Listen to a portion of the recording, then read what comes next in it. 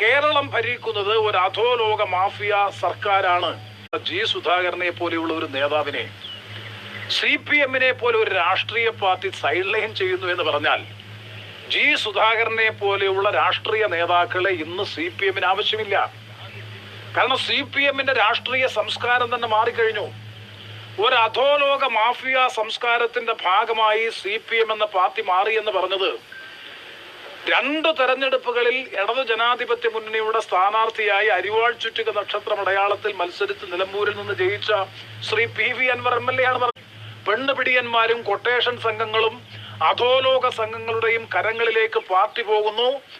അതിൽ നിന്ന് പാർട്ടിയെ രക്ഷിക്കാൻ വേണ്ടിയിട്ടാണ് അവർ ഏരിയ കമ്മിറ്റി ഓഫീസിലേക്ക് മാർച്ച് നടത്തിയത്. ജി സുധാകരൻ കോൺഗ്രസിലേക്കോ ഐക്യ ജനാധിപത്യ മുന്നണി സംവിധാനത്തിലേക്കോ വരുമെന്നുണ്ടെങ്കിൽ ഒരു സംശയവും വേണ്ടത് കോൺഗ്രസിനും UDF-നും ഏറ്റവും വലിയ മുതൽക്കൂട്ടായിരിക്കുമെന്നാണ് ഞങ്ങളുടെ വിശ്വാസം.